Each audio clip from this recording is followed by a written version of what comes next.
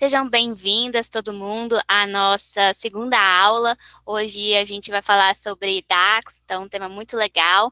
Mas um pouquinho antes da gente entrar no DAX, nós vamos falar um pouco de relacionamento e muito ligado com isso, a gente vai fazer um último tratamento no Power Query, que não foi feito na aula passada e que é muito importante para a gente seguir com a tabela de dimensão.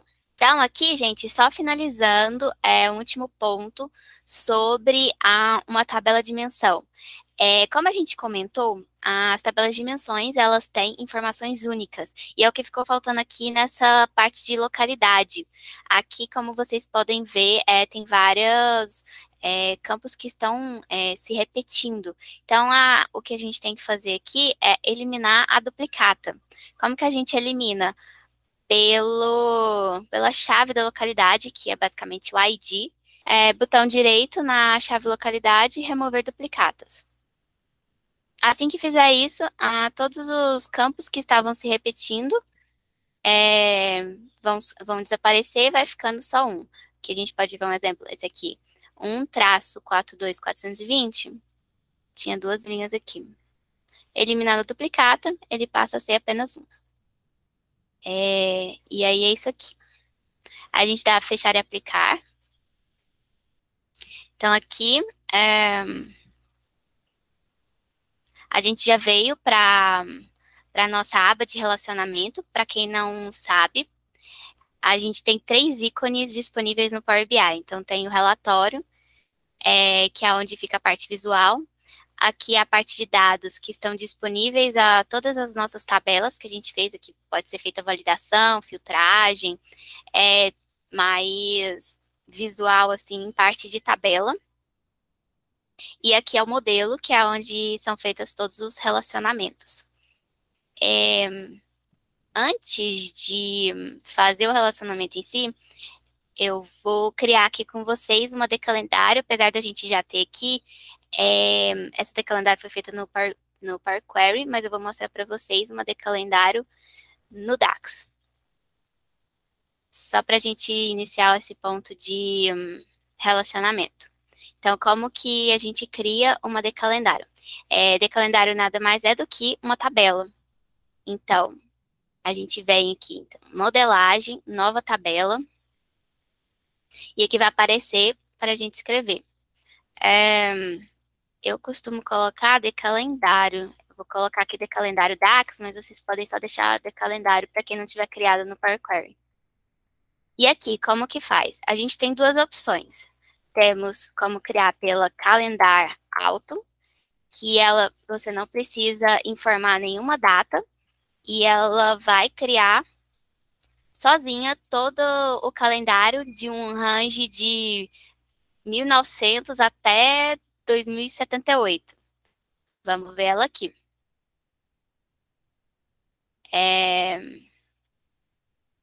Ela já deve ter feito relacionamento sozinha. Não, ainda não. Aí aqui, então, ela vem de um período, aqui no caso, está começando em 2014, ela vai até 2016. Então, é um range automático que é feito, em que você não precisa fazer nada, basta colocar o calendário alto. Ah, mas eu quero estipular um range de uma data inicial, uma data final. Então, eu saio do calendário alto e coloco a calendar. Como que funciona isso? Eu informo uma data inicial e uma data final. Ah, mas como que eu vou colocar essa data inicial? A gente tem, primeira opção, montar uma data. Como que eu monto uma data? Pela date. A função date, ela é a estrutura de uma data que você informa o ano, o mês e o dia. E aqui a gente tem a estrutura da data inicial. Vírgula, que é a separação dos argumentos dentro de uma função. Depois a gente vai entrar mais calma no DAX, tá? O end date. Ah, eu quero, igual aqui nesse período, foi até 2018, se não me engano. Então, a gente vem de novo. Date, 2018. Mas a gente vai até janeiro de 2018. Ou eu quero ir até dezembro de 2018? A gente pode colocar aqui, não, eu quero ir até dezembro de 2018. E aí, ele vai montar para mim. Então, começou em 2014, que nem eu tinha colocado, e vai até 31/12 de 2018. Outra opção, eu quero que a data vá até hoje. Então, eu tiro nessa end date, em vez de eu colocar montar uma estrutura de data, eu coloco today. Então, anotem aí, a today é a data de hoje. Então, se eu der um enter aqui, a última data será a de hoje, 20/10 de 2022. Uma outra opção é, eu quero que a minha de calendário seja baseada em uma coluna de data, uma tabela de data que eu já tenho. No caso aqui, a gente tem data na F-Vendas, se eu não me engano. Deixa eu só deixar aqui automático e a gente vai olhar onde que a gente tem uma data.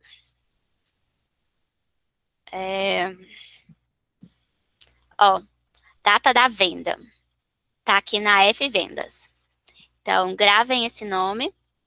A gente vai vir aqui, calendar. Aí coloca, eu preciso me identificar que essa data, ela tá vindo da F-Vendas. Mas ele vai entender se eu colocar F-Vendas, data da venda? Não. Eu preciso informar também uma função. E como eu estou pegando o primeiro intervalo e eu quero que ele seja de um até outro, o que é melhor eu fazer? Usar o min. O min, ele é o mínimo de uma coluna. Então, se eu coloco aqui o min data da venda, eu tenho que escrever igual. Isso aqui. Data da venda. Então, esse foi o meu min. O que eu estou pegando aqui? A menor data dentro dessa coluna de data da venda. Ainda não sei qual é, depois a gente vê. E eu quero que ele vá até também o máximo dessa coluna. Então, max, a mesma coisa. F vendas, aí vai a data da venda. Então, eu fechei aqui. Pronto. Então, aqui, vamos ver primeiro pela ordem crescente. A primeira data está sendo 3/1 de 2014 e indo até 30/12 de 2017. Vamos conferir. Aqui, F vendas, data da venda, faz a mesma coisa. Classifica pela ordem crescente. Então, aqui, 3 de janeiro de 2014, que é a mínima data.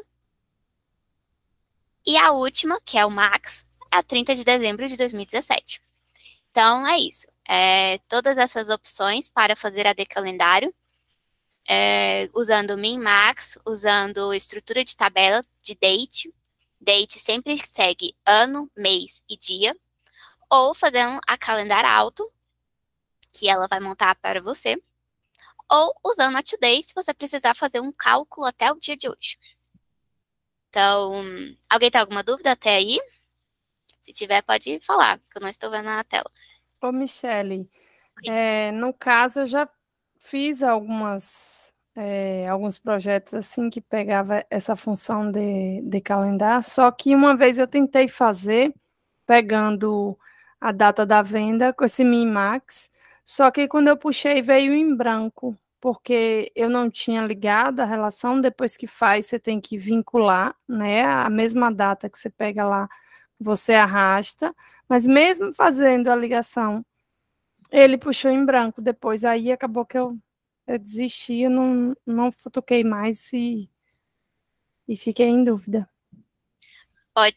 Você conferiu se a sua tabela que você estava pegando o min tinha algum valor em branco?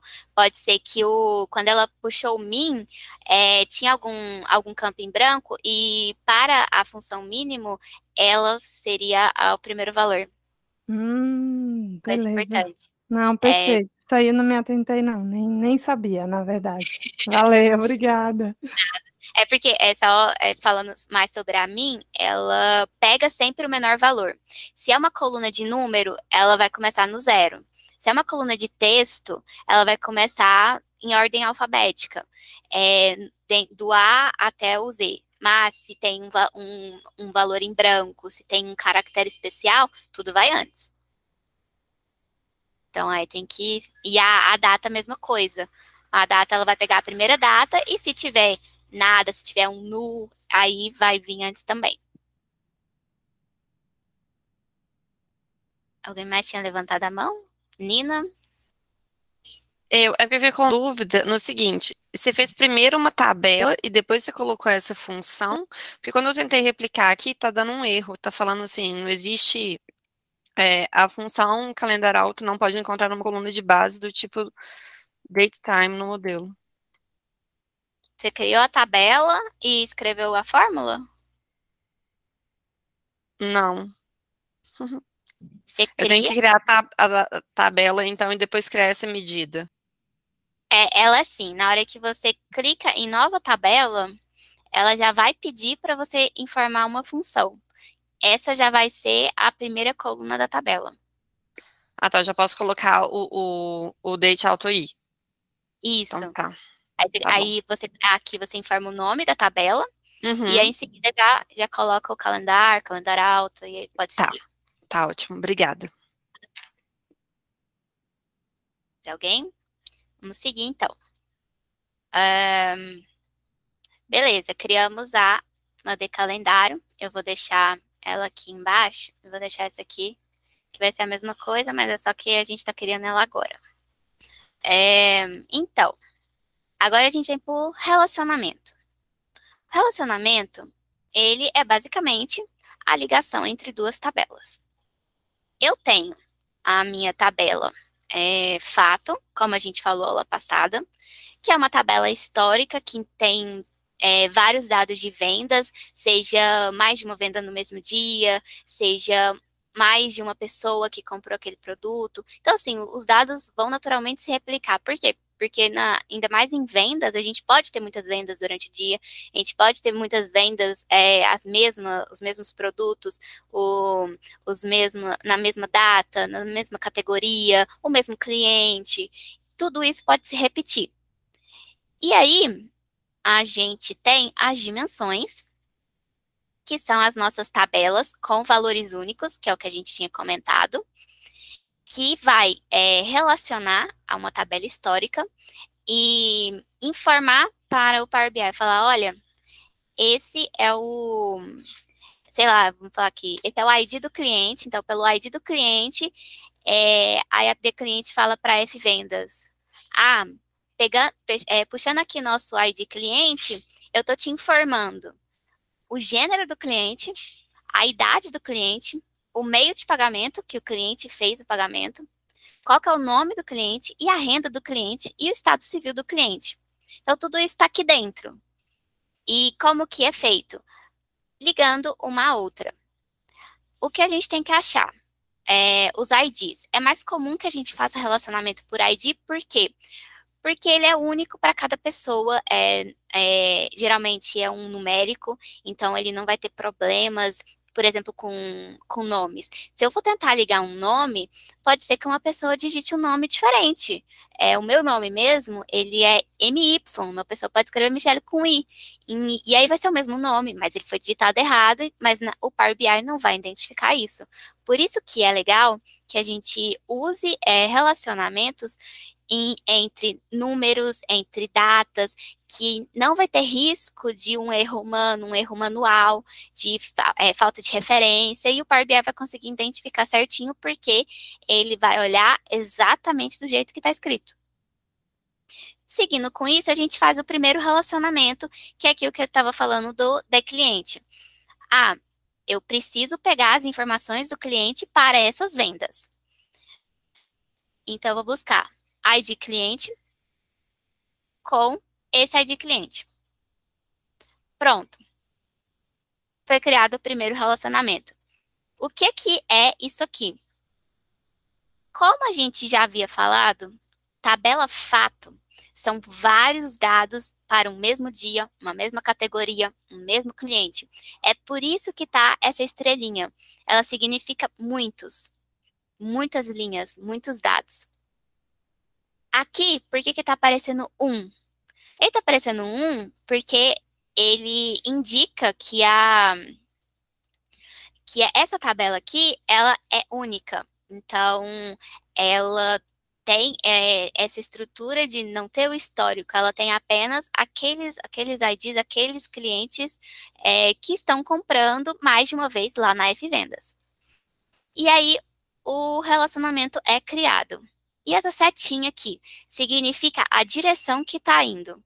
Direção tá de cliente para F-Vendas. Essa direção é aquilo que eu falei, a F-Vendas vira para a de cliente e fala qual é o nome do cliente, qual é o pagamento o tipo de pagamento que ele fez, qual é a renda do cliente. Então, é por isso que faz esse direcionamento. A de cliente está passando dados para a F-Vendas. A mesma coisa aqui nos outros. De segmento, a gente liga entre os IDs. Então, aqui. E aqui, gente, esse relacionamento, como tá aqui tá muitos, se chama um para muitos. Então, é a setinha para muitos. Se tivesse um asterisco aqui, seria muitos para muitos. É quando eu estou tentando ligar duas fatos. É legal isso aqui? Não é. Não é o melhor usual, mas existem casos que vai ser possível fazer isso. Existe também o 1 para 1, quando eu estou ligando duas dimensões. Também não é muito comum. E existe também o direcionamento do muitos para 1. Mas o mais comum é um para muitos e a gente fala para todo mundo tentar fazer isso. Aqui, de localidade. ID estado. Não importa de qual tabela você está arrastando. Ó, tá vendo que aqui ela ainda tá identificando muitos? Ela tá aparecendo aqui muitos para muitos. Isso aqui é até legal. Aqui, ela tá falando, olha, a localidade ainda está com mais de um dado. E aí fica muitos para muitos. E aqui é a direção que eu tinha falado. É que ele ou sai da de clientes para a F-Vendas, ou ele sai da F-Vendas para a de cliente. Então, esse é o único que ele sai da localidade para F-Vendas, e o outro único que ele sai da vendas para a localidade. Ou é ambos. O que é ambos? O ambos é quando os dois estão se filtrando. E aí as informações vêm das duas tabelas e vai ser tudo uma só. Eu vou deixar nisso aqui, que a gente vai ter que voltar no Power Query depois para ver. Aí, tá vendo? Ó? Muitos para muitos, relacionamento ambos. As duas tabelas estão filtrando. E, por fim, a date. A date, que sai daqui, como a gente está criando funções no Power BI e as funções são em inglês, quando você cria um tipo de função como a de calendário, também vai vir em inglês. Então, a data vai ser date. Mas quando ele cria uma hierarquia sozinho, aí ele vai ser normal, ele vai ser ano, dia e mês. E aí chega um outro ponto interessante também. A gente tem duas datas disponíveis dentro da F-Vendas. Temos a data de entrega e a data da venda. É aí que a área do negócio entra muito. Porque qual que é a minha base? O que é que eu tô querendo ver aqui no meu dashboard? A gente falou naquela conversa de simulação que a gente precisava ver mais sobre as maiores vendas de produtos por categoria, uma evolução da data de venda. Então, para a gente aqui é mais importante que a data principal seja a data venda. Por que eu falo data principal? Porque é quando o relacionamento vai estar ativo. Aí eu pergunto, o que é relacionamento ativo? É quando a linha está sólida. Tá vendo que ela é uma linha de fato? Posso até aumentar aqui. A linha tá assim. Mas pode ter casos em que você precisa ligar com mais de uma data ou mais de uma coluna. O caso mais comum disso acontecer é data. Mas eu vou ter que ligar com 2 datas, porque meu cliente pediu em que eu trouxesse a data da venda, mas eu também tivesse uma medida em que olhasse para a data da entrega. Eu quero saber quais foram os produtos que foram vendidos e quantos foram entregues. Eu preciso saber essa diferença para ver se está todo mundo, né, todo mundo que está comprando, todo mundo que está chegando e qual que é o tempo de entrega. É aí que entra o segundo relacionamento. E aí, por que ficou pontilhado? Esse é o relacionamento inativo, que ele existe, o relacionamento está feito, mas ele precisa ser chamado dentro do DAX, que é uma funçãozinha que chama Use Relationship. Depois a gente pode fazer só para mostrar como que funciona. Então, esse aqui é um geral aqui sobre relacionamentos. Então, a gente liga as tabelas fato com as tabelas de dimensão. Nós temos tabela de dimensão, são do que vem do 1, então são dados únicos, e temos o asterisco, que são o muitos, que geralmente vai estar aqui na tabela fato mesmo. Nós temos relacionamento ativo, que são linhas sólidas com direcionamento da dimensão para fato, e temos relacionamentos inativos, que é quando a linha está pontilhada. Ela existe no Power BI, mas ela deve ser ativada via DAX. E tem também a muitos para muitos, que também funciona, mas não é o mais ideal. Aí, no caso aqui, a gente tem que voltar na tabela de localidade e retirar a duplicidade. Isso aqui é um apanhado geral de relacionamentos ativos e inativos, mostrando um pouquinho na prática como funciona. Tem uma outra forma também, se vocês quiserem ver todos os relacionamentos, que você vem aqui nessa página inicial e vai em gerenciar relações. Então, aqui vai ter todas as relações que a gente tem criado.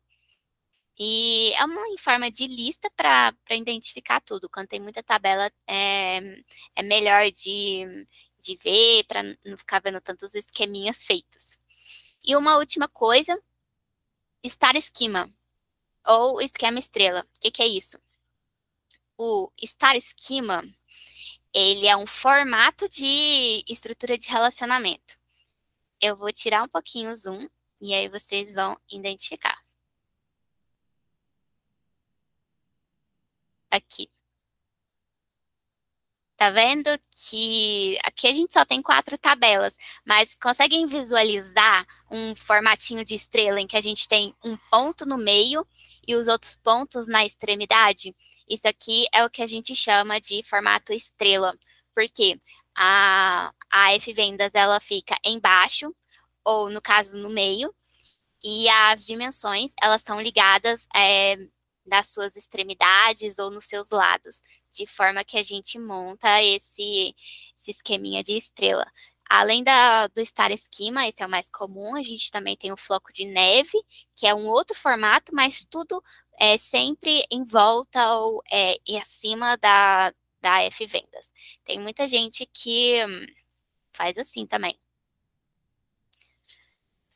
Deixa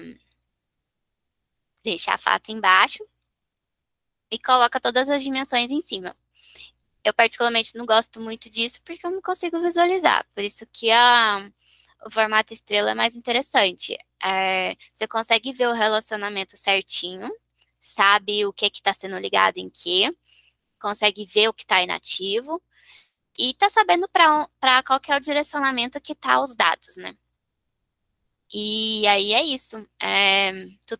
Sobre um apanhado geral sobre relacionamentos. Quem tiver dúvida depois pode mandar no chat. E Thaís, levantou a mão, pode falar. Oi, Mi. É só um ponto ali, tá? Na de localidade, deu asterisco para asterisco, porque não é o ID estado, é a chave. Acho que a gente tem uma ali que chama chave localidade. Tá. Deixa eu ver Então, aqui. para algumas pessoas, né, pode acontecer esse mesmo erro, é só porque daí a gente teria que conectar a chave localidade na chave localidade. Boa. Aí, tá vendo, gente? Eu tinha falado lá no PowerCore da chave localidade, eu já esqueci. Foi mal. Mas aqui que eu tava com a ID na cabeça. Isso aqui é uma coisa também legal. O relacionamento, ele tá aberto aqui. E você pode também trocar as colunas bem rapidinho, tanto na tabela de cima quanto na tabela de baixo. E procurar a melhor estrutura para ele. No caso aqui, a ID estado, ela não era a melhor porque ela realmente estava se repetindo. Mas a chave localidade, que ela realmente a gente tinha eliminado a duplicidade, ela é única. Por isso que aqui já mudou para muitos para um. Então aqui se a gente É uma coisa bem comum isso acontecer, tá, gente? Principalmente quando a gente tem vários nomes, a gente tem os mesmos nomes nas tabelas, né? Como a D localidade, ela nasceu da F vendas, então é natural que isso aconteça. Então é sempre bom a gente entender o porquê que deu asterisco, né? Entender se a gente já não tinha feito um passo antes, que nem a Mi já tinha trabalhado nesse passo antes, né? Então é sempre bom. Por que a gente evita o asterisco? Performance. O principal ponto é performance, o segundo é boas práticas. Se a gente está com dimensão, a gente não deveria ter asterisco. Então, só pontuando, isso daí vai acontecer com muita gente quando for fazer. É um erro, assim, a minha passou batido, porque ela estava com foco na decalendário, o nosso tempo ele é curto para a gente poder passar todos os detalhes, mas isso é super normal e a gente acaba dando uma confundida aí no ID. Mi, tem uma dúvida aqui, antes de eu passar para a Roselinha ali. A Júlia pediu para passar a medida no Dax aqui no chat, daí depois, na hora que a gente finalizar, a gente passa aqui para ela, né? Uhum. E a outra é uma da Casey, que ela perguntou, ela ficou com uma dúvida ali sobre o relacionamento duplo na tabela de calendário. Aquele ponto da data, do ativo e inativo, provavelmente, acho que é esse ponto aí. Entre o relacionamento ativo e inativo, né? Como tem uma data só no de calendário e tem duas aqui, eu acho que ela ficou um pouco porque tá ligando de uma e tá ligando a duas. O relacionamento, no Power BI, permite fazer isso. Mesmo que eu tenha uma data só, ele pode ligar quantas datas possíveis aqui na tabela. Ele não precisa ser uma coluna amarrada a outra coluna, porque a date, veja que sem o relacionamento, ela foi criada. Ela existe. Então, ela existe num período de 2014 a 2017.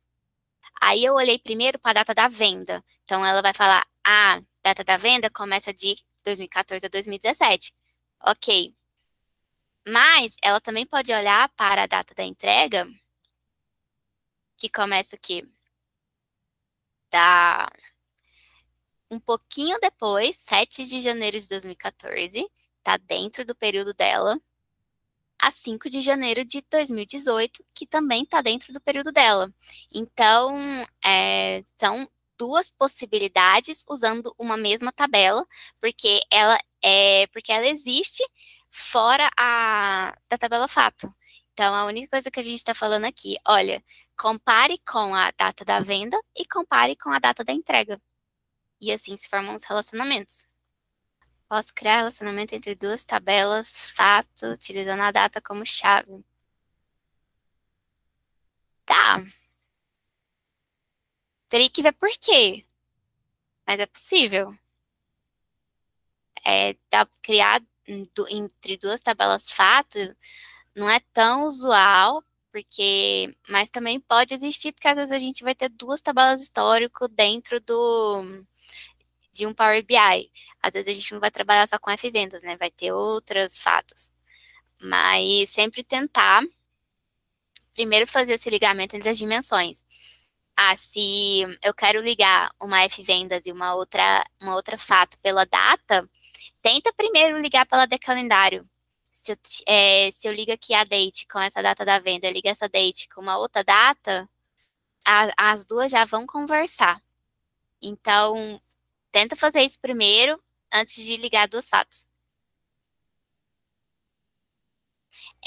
No material de segunda-feira na newsletter, a gente vai mandar um material que a gente mandou no semestre passado, que fala um pouco sobre o uso de relacionamento, quando que eu uso muitos para um, quando que eu uso muitos para muitos, quando que eu uso um para um, quando que eu uso um para muitos.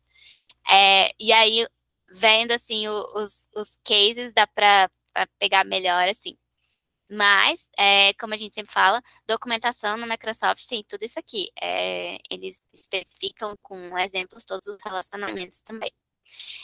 Eu vou passar para a Thaisa, porque senão a gente vai ficar sem tempo, já são 7h40. E aí, pode ir. Beleza. Bom, pessoal, então agora que a Mi falou um pouco do relacionamento ali, vou entrar um pouquinho na parte de medidas. Estão visualizando aí, Mi? Sim. Sim. Beleza. Bom, primeiro, né, a gente vai fazer as medidas na linguagem DAX. Então, primeiro ponto, a gente vai recapitular um pouco o que a gente conversou ali na primeira aula ali. Então, eu mapeei aqui mais ou menos as perguntas que a gente teria que responder. Então, a primeira, assim, qual que é o valor total faturado? Então, a primeira pergunta que a gente tem que entender. Então, em cima dessa pergunta, a gente começa a trabalhar na DAX. A segunda pergunta, qual é o valor líquido faturado? Então, lembrando que o total é diferente do líquido, né? O líquido a gente tira a parte dos descontos ali e tudo mais. E o total a gente nem olha para o desconto. E depois a gente vai fazer um comparativo de faturamento por ano. Então, o primeiro passo aqui, né? Qual o valor total faturado? Então, primeiro, assim, para a gente começar nesse mundo do DAX aí, eu vou criar uma tabelinha aqui. Então, vou vir aqui em inserir dados para poder separar a parte as métricas ficam aqui no canto do lado direito, né? Então, para mim poder separar e criar uma caixinha dessa daqui para as métricas, eu vou clicar ali, né? Inserir dados.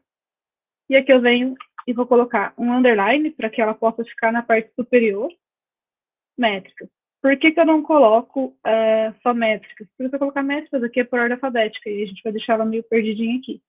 Então é mais uma questão de boas práticas e facilidade, eu acabo colocando um underline ali, tá? E vou clicar aqui em carregar. Perceba que ela vai aparecer aqui em cima, como métrica.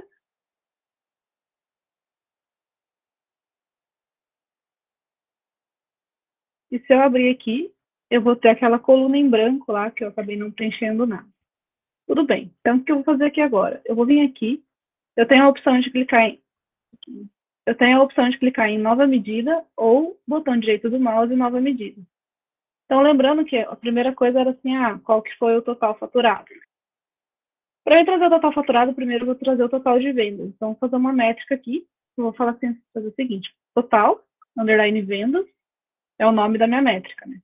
Para mim poder chamar e fazer qualquer função na DAX, eu faço igual. E aí eu vou usar o SUMX.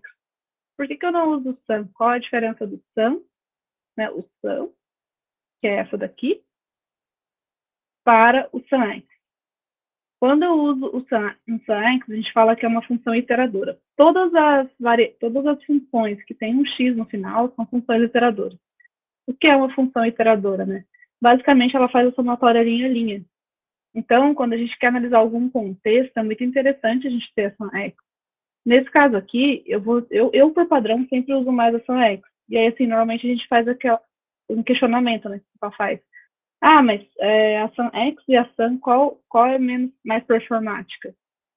90 não, mas talvez 80% dos casos, elas estão na mesma. Porque a SUMX, o Power BI, ele já tem uma inteligência que mesmo somando por linha, ele não vai prejudicar a performance ali em contrapartida da SUM. Então, por conta disso, é claro que a gente vai analisar caso a caso, tem ferramentas auxiliares para analisar performance, que a gente não vai entrar aqui no caso, né? Mas por padrão eu acabo usando a SUMX. E quando eu uso a SUMX, diferente da SUM, a SUM eu só chamo o campo. Então, por exemplo, o que eu estou fazendo total underline vendas, se eu usasse a SUM, eu ia trazer SUM do valor unitário, por exemplo. Nesse caso aqui, eu não preciso trazer, eu não vou trazer o total do valor unitário, eu vou trazer primeiro o nome da tabela. Tá? Não sei se alguém levantou a mão. Não, né? Beleza. Eu não estou vendo a tela, daí se alguém quiser perguntar, A mim me dá um toque aí, ou pode abrir o microfone, tá, gente? Então, beleza. Então, eu trago aqui a SunX, e aí na SunX, primeiro eu chamo a tabela. Então, qual é a nossa tabela de referência? É a F-vendas. Então, eu vou vir aqui e coloco F-vendas. Perceba que ele já trouxe ali para mim, então eu posso só dar um tab ali. Para mim fazer a soma do total, então eu estou me posicionando na F-vendas, e agora eu vou trazer qual é o campo que eu quero. Eu sei que é o valor unitário. Então, ele já me traz ali, ó, o valor unitário. E agora, fecho parênteses, né, sempre, e dou um Enter. Então, ele já está calculando para mim aquela medida. Beleza, agora eu tenho a total venda. Agora eu vou fazer o total unitário. Então, eu vou vir aqui no mesmo esquema e vou trazer o total unitário. Então, eu faço total unitário igual a SunX, mesma coisa, F vendas. E aí, como é unitário, o que eu vou fazer? Eu vou procurar a medida do unitário, que é quantidade. Então. E fecho aqui. Por último, o que eu vou trazer? Eu vou trazer a total desconto. Já vou deixar ela pronta aqui pra gente. Mesma coisa, total underline desconto é igual a X, S vendas, ponto e vírgula, ou vírgula, dependendo do padrão que tiver o seu Power BI, e aí, desconto. F vendas, desconto. Perfeito, então agora eu tenho 3 medidas aqui. Né? Voltando aqui na pergunta, era o valor total faturado. O valor total faturado, então, ele é unitário vezes o total de vendas. Né? Então, agora eu crio uma nova medida aqui. E eu vou colocar total, vou dar o nome dela, tá? De faturado, sem desconto. Porque a gente não está trazendo desconto, a gente está só pegando o total vendido em valor, multiplicando pela quantidade. E aí, o que eu vou fazer aqui? Eu vou pegar as 2 medidas que eu criei. Então, o primeiro eu chamo aqui, ó, total. Quando eu escrevo, ele já me aparece as opções de medidas. Então, aqui, ó, total underline unitário. O que é o símbolo que faz a venda, né? O que é o símbolo que multiplica? No DAX e na maior parte das linguagens aí de programação, é o asterisco. Então, eu faço um asterisco aqui. Vou dar um espacinho só para ficar mais organizado. E aí depois eu trago o total, eu vou multiplicar o unitário pelo total vendas. Né? Daí um Enter. Então, para facilitar, eu não vou entrar no ponto de visualização, tá? Que essa aula é a aula da Carol, na semana que vem. Mas só para a gente poder ver o que ele está fazendo, eu vou colocar uma tabelinha aqui, tá? Então, eu vou colocar o total de vendas, o total unitário, são as 2 medidas que a gente está trabalhando, e o total faturado sem desconto. Então, o que é? O total de vendas vezes o total unitário tem que dar esse valor aqui. Só para a gente ver se ele está calculando correto.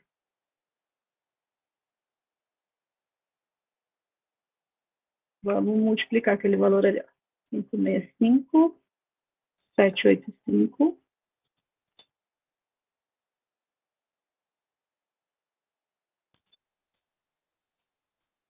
Beleza, ó, deu o mesmo valor, né? 42, 855, 791.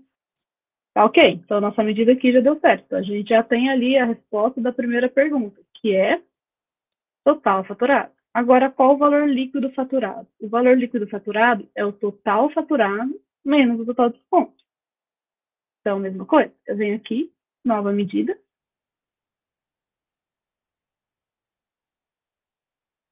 E aí eu vou colocar o nome dela de total líquido. Por que líquido? Porque a gente está tirando o desconto. Normalmente, se tivesse imposto, a gente iria tirar o imposto também, né?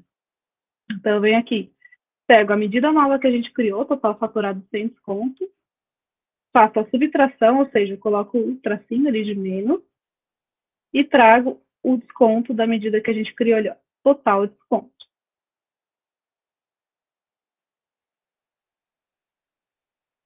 Então, essa daqui, essa caixinha aqui, essa tabela, ela é do primeiro cálculo nosso. Eu vou colocar outra tabela aqui para a gente não ficar perdidas. E vou colocar total faturamento sem desconto e a coluninha do total desconto.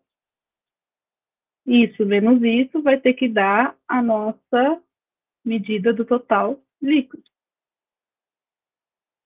Perceba que bateu. Vamos melhorar essa visualização aqui, né? Primeiro vamos colocar a parte do valor de moeda aqui na frente. Eu vou clicar na medida aqui, ó. Perceba que aqui ele já me habilitou, mas caso de vocês não traga, eu tenho a opção de ferramentas de medida, formato, dados a analisar, ferramentas da tabela e ferramentas da medida. Eu vou clicar em ferramentas da medida e vou colocar aqui como total desconto, como número decimal. Perceba que nesse caso, nossos descontos todos eram inteiros, mas se a gente trouxer para a nossa realidade, muitas vezes a gente tem casa decimal, então por isso que eu mantenho como decimal. E aqui eu coloco ele na moeda do português Brasil. Essa parte é um pouquinho mais chatinha, que a gente vai ter que rodar aqui para localizar na primeira vez, tá? Então vamos lá, vamos procurar aqui, em algum lugar tem o português Brasil. Aqui, ó, português Brasil. Cliquei. Ele já alterou aqui para... E aí aqui eu vou colocar 2 casas decimais.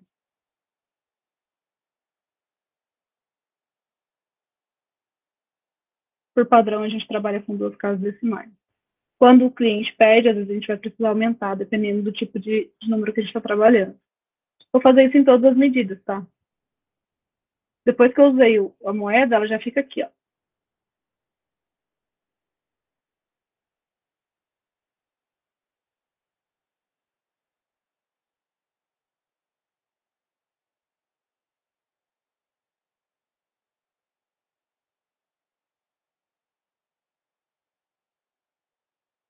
Total unitário eu não vou fazer, porque ele é a quantidade, ele é a soma da quantidade, então não é de valor, né? Então, e total vendas é o total faturado.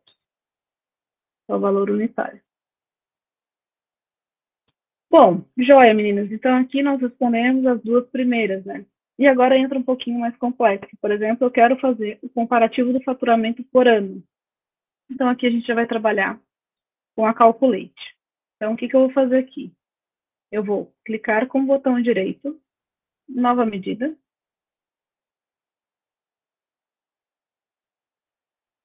E aí eu vou colocar faturamento ano anterior.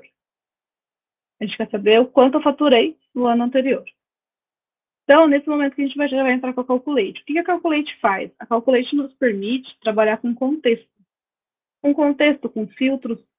Então, normalmente, quando a gente trabalha com a Calculate, é porque a gente quer trabalhar várias formas de visualizar aquela informação. Seja por algum filtro ou dentro de algum contexto. No nosso caso aqui, eu quero saber o faturamento líquido do ano anterior. Então, o que eu vou fazer? Quando eu estou usando a Calculate, a primeira coisa que eu faço a função que eu quero trazer. Como eu já tenho esse valor calculado, eu vou pegar e vou chamar ele aqui. Qual é o valor que eu quero? Total líquido. Porque aqui eu estou querendo o quê? O faturamento líquido do ano anterior. Então, primeiro passo, total líquido. Ele já vai me trazer um total líquido. Como que eu trago o valor do ano anterior? É aqui, o que a gente vai fazer? A gente vai usar uma função que chama dateAdd. Essa daqui. Perceba que toda vez que a gente usa alguma função no DAX, ele já traz aquela caixinha ali pra gente, falando, olha, no caso da dateAdd, informe a data, o número de intervalo e o intervalo. Então, vamos trazer para o nosso contexto. Primeiro, o que é essa data? É um parâmetro da data que eu quero usar. A gente criou a decalendário, né? Então, eu vou chamar a decalendário aqui. A data da decalendário. E aí, o que eu quero? Eu quero o ano anterior. Então, qual é o meu número de intervalo? -1. Certo? Porque 2022 menos 1 é 2021. Então, é o meu ano anterior. Qual é o tipo que eu quero? Então, perceba que aqui eu posso fazer por dia, eu posso fazer por mês, por quarter e por ano. Eu vou fazer por ano aqui, porque a nossa tabela tá bem grande, então vai ser mais fácil a gente validar por ano, tá? Então, eu venho aqui e coloco por ano. Eu já fechei meu parênteses aqui, então só vou dar um Enter. Então, ó, essa é a nossa medida 1, né? Que é a nossa validação da medida 1. Essa é da 2, e agora a gente vai ver se deu certo essa ideia do faturamento do ano. Eu venho aqui e vou colocar uma tabela, vou vir na F vendas, não, desculpa, vou vir aqui na D calendário, ou na FVendas, tanto faz, tá? Mas como eu usei a AD calendário, eu quero trazer a AD calendário. Vou colocar o ano aqui para mim. Vou trazer o total líquido por ano. E vou trazer a nossa métrica do faturamento do ano anterior. Perceba que em 2014 eu não tenho 2013 como ano anterior, então ele está me trazendo em branco, está trazendo certo. Em 2015, o meu ano anterior é 1.638 e alguns números aqui. Ele me traz aqui. O mesmo vale para 2016. O meu valor anterior a 2016 foi 1.998. Ele traz aqui. Então, deu certo a nossa medida. Bom, legal. Então, agora a gente conseguiu trazer isso. Isso é uma coisa que a gente usa em muitos casos. A gente faz essas análises para o nosso cliente, né? Seja ano, seja mês, dia, enfim. E agora eu quero saber assim, tá, perfeito, aqui tá bacana, eu sei o quanto eu faturei, mas eu quero saber agora de uma forma visual. Se eu cresci, se eu tive queda, como que eu faço isso? Então, aqui o que eu vou fazer? Eu vou clicar com o botão direito e vou criar uma medida, tá? Eu vou criar uma medida mostrando se eu cresci, ou se eu mantive, ou se eu tive alguma queda. Então, eu vou vir aqui e vou colocar assim, ó, vou colocar assim, indicador de crescimento. É o nome da minha medida. Nesse indicador de crescimento, eu tenho uma condição, certo? Por exemplo, se o meu valor líquido for maior do que o meu faturamento do mês anterior, eu cresci, certo? Se o meu valor do faturamento desse mês for igual ao desse ano, for igual ao do ano anterior, eu mantive. E se o meu valor do faturamento for menor do que o ano anterior, eu tive uma queda. Então, é isso que a gente vai fazer aqui. Então, vou fazer um switch. Vou fechar. O switch, ele é essa condicional. Então, para quem trabalha um pouquinho com Excel, é tipo C, né, ou case. Então, aqui eu trago um switch. Eu vou colocar um true, para que ele garanta para mim que os valores são compatíveis, né? E agora eu começo a brincadeira. Então, o que eu vou fazer? Eu vou vir aqui, vou pegar lá o meu total líquido, que é a minha medida, e vou falar para ela assim, ó, se ela for maior que o faturamento do ano anterior, eu vou falar o seguinte, se o total líquido for maior que o faturamento anterior, eu quero que ele escreva que teve um crescimento.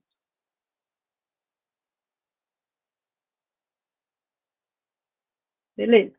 Agora, se o meu total líquido, ou seja, a minha medida do total líquido, for igual ao faturamento do ano anterior, aí eu vou fechar ele aqui de novo e vou falar assim, olha, vou abrir aspas e vou falar assim, eu mantive.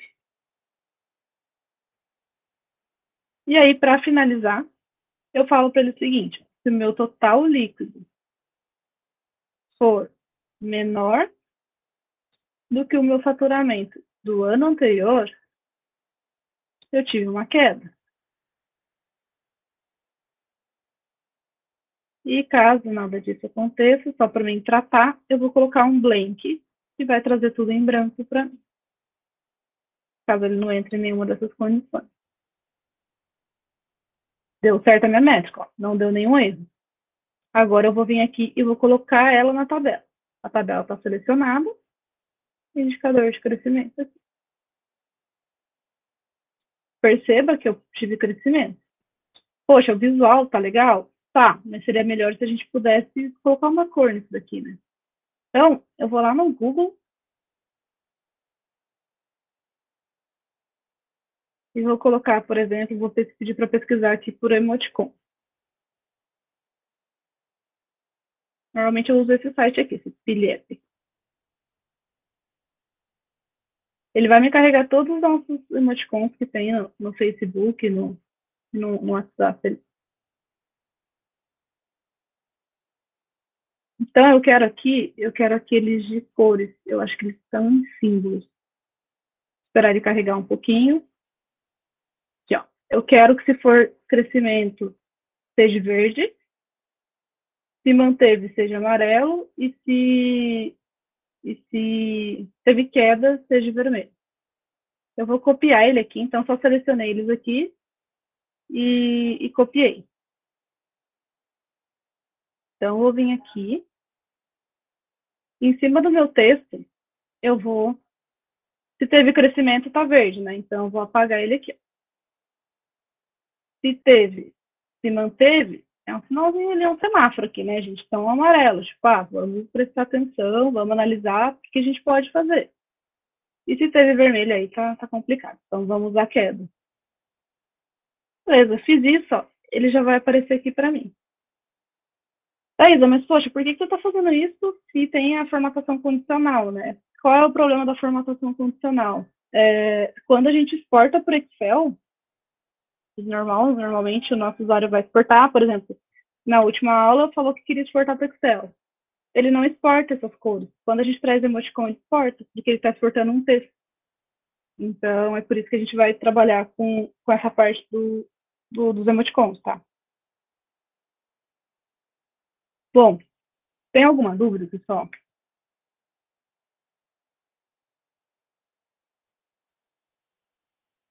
Não? Então, eu vou tocar aqui, tá? Então, o que eu fiz? Eu criei essas medidas aqui, e agora eu vou só eliminar essa coluna 1, porque não tem por que ela tá aqui, tá? Então, eu vim aqui e vou excluir ela. Perdi o DAX do faturamento anterior. Tá, eu vou passar aqui. Bem, deixa eu só eliminar aqui, agora eu coloquei para eliminar. O DAX do faturamento do ano anterior, o que a gente está fazendo? A gente está trazendo uma calculate, né, para a gente poder trazer dentro de um contexto. Aí eu quero o valor líquido, então eu quero saber o valor líquido do ano anterior. Então eu trago a minha métrica do total líquido que a gente criou e eu vou usar a função dateAdd. Na função dateAdd eu preciso passar alguns parâmetros. Então eu passo a de calendário, que ela é minha referência de data. Tá, uma coisa legal aqui, tá? Nesse caso, a gente está trabalhando com uma foto só. Então, eu poderia colocar F-vendas, sem problema nenhum. Mas se eu quisesse, por exemplo, saber o quanto... tivesse uma F-vendas e uma F-devolução... Peraí, que já vou. Peraí, rapidão. Se eu tivesse a F-devolução, eu não conseguiria trabalhar... se eu quisesse, por exemplo, saber o quanto devolveu e o quanto faturou, ou quanto pediu e o quanto faturou, se eu não tenho a decalendário no meio do caminho ali, eu não consigo trabalhar com esse dateAdd, por exemplo. Tá? Então, é por isso que a gente trabalha sempre com a dateAdd e com a decalendário. Então, a decalendário, quando a gente vai mexer com data, ela é sempre a referência. Se a gente tiver ela em várias tabelas, se a gente quiser várias tabelas, a gente precisa ter uma tabela para centralizar as informações. E aí, aqui eu trago a -1, que é um ano anterior, e o -1 é um anterior, né? E, no caso, é o ano porque eu trouxe o ano. Poderia ser mês, poderia ser dia. Tá? Agora, respondendo a case aqui, no finalzinho, né? É porque os números são muito grandes, então, no final aqui parece que tá igual, mas não tá quase, mas não tá igual. Bom, deu para pegar, Júlia? Tranquilo? Se não deu, me chama depois ali, como diz a minha no LinkedIn, mas pode chamar no Discord, no privado também, que eu apoio você ali, tá? Bom, gente, agora o que eu quero mostrar para vocês? A parte de organização das medidas. Perceba que elas são todas criadas aqui e essas medidas são relacionadas a faturamento. O que eu quero fazer? Eu quero criar uma caixa aqui dentro, porque eu vou criar outra medida de cliente, a gente vai chegar lá. Então, eu quero organizá-las aqui. O que eu vou fazer? Eu vou lá no modelo, lá na parte de relacionamento que a Mi fez, mostrou para vocês. Eu vou clicar, por exemplo, em faturamento ano anterior e eu vou colocar aqui, ó, em propriedades, eu vou colocar pasta de exibição. E aí, na pasta de exibição, eu vou colocar qual pasta que eu quero que ela seja exibida. Então, eu quero que ela fique em faturamento. Ele já cria uma pastinha aqui. Então, dentro das métricas, eu posso organizar minhas medidas dessa maneira. E aí, eu tenho que fazer isso um a um. Eu não consigo fazer, selecionar todas e fazer. Então, eu vou precisar fazer um a um aqui, tá? Vou fazer aqui rapidinho, só para a gente poder ter certinho.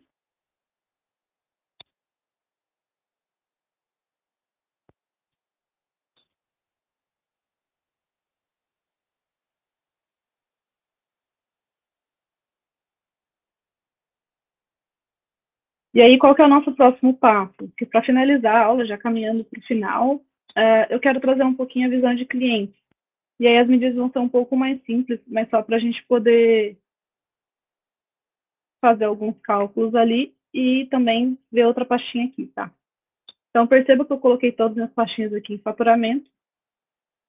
E agora, eu tenho tenho mais 3 perguntas para responder. Qual a idade média dos meus clientes? Qual o valor médio de vendas por idade dos clientes? E qual a maior e menor venda? Beleza. Para mim calcular a idade média dos clientes, eu vou vir aqui com o botão direito, nova medida.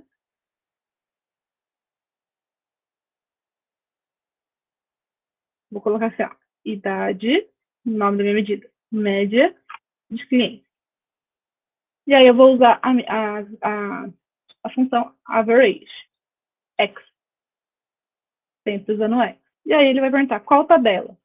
Onde eu sei que eu tenho essa tabela? Onde eu sei que eu tenho essa informação de idade? Na D cliente. Então, perceba que eu posso fazer medidas também com a D cliente. São casos mais pontuais, mas a gente pode trabalhar com ela também. Tá? Então, eu vou trazer a D cliente, e aí o que eu vou passar de parâmetro de cálculo? A idade cliente. Então, aqui eu tenho a idade média dos clientes. Agora, qual é a outra pergunta que eu tenho ali? Qual o valor médio de vendas por idade dos clientes? Então, eu vou vir aqui, qual o valor médio de vendas? Eu vou vir aqui, vou criar uma medida, e eu vou fazer média de vendas. Então, aqui a gente vem e faz a mesma coisa. Qual o valor médio de vendas? Está na F vendas. O que eu quero saber? O valor líquido. Aí eu trago o valor líquido que eu faturei. Cadê o valor líquido? Ah, eu não vou ter ele lá. Vou ter o total, certo? Que é a minha medida. E aí, para finalizar, ele pergunta a mínima e a maior venda. E aí a mídia também passou para vocês, então vou reforçar aqui. Mínimo da venda é igual min. Então, veja que aqui a gente está usando mesmo o min, que a gente usou aquela hora. A diferença é que agora eu vou usar o X, né? Porque eu quero linha a linha, por conta de contexto. Qual o valor mínimo da venda? Eu tenho lá na F venda. E o valor mínimo da venda. Qual o valor máximo da venda? Eu tenho aqui também. Sempre o botãozinho direito, máximo. Ver a medida. Máximo venda. Igual a. Aí o max, ele acaba tendo 2x, né? Por causa do final. F vendas. Líquido. Total líquido. Perfeito. Aqui eu vou criar uma nova página para eu poder trabalhar com a cliente, tá? Então, vou renomear essa daqui para faturamento, que é a nossa caixinha lá de faturamento. E aqui eu vou colocar cliente. Então, perceba que se eu trouxer uma tabela aqui, eu vou ter a idade média dos meus clientes. Se eu quiser, por exemplo, saber por gênero, eu tenho aqui qual é a idade média. Eu não quero por casa decimal, por algum motivo eu não quero. Eu venho aqui, ó, e clico na medida, ferramenta da medida, e eu vou colocar como 0. E aí eu tiro o caso decimal.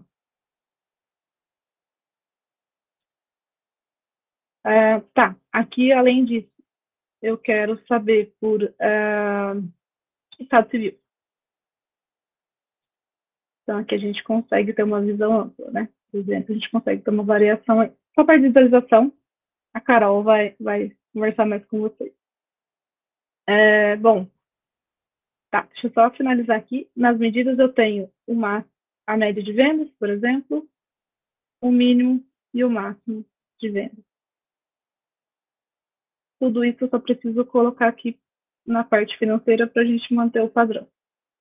Basicamente, o que eu queria mostrar para vocês era um pouquinho de algumas funções. A gente não consegue, o nosso tempo ele é meio curto, né? A gente até passou ele, mas a gente não consegue trazer as coisas mais complexas por conta do tempo. Mas eu espero que eu tenha contribuído aí, eu e a Mi, né? Esse trabalho que a gente está fazendo, com o conhecimento de vocês, tá?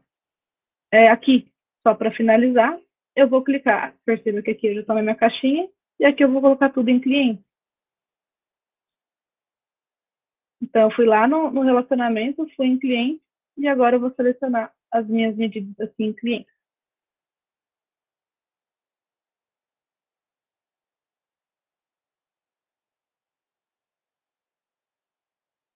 Eu sei que Dax ele é um pouco mais complexo e tem muitas dúvidas e tem muito que a gente explorar, mas é isso. Se ficou alguma dúvida, é só dar um toque e é isso aí.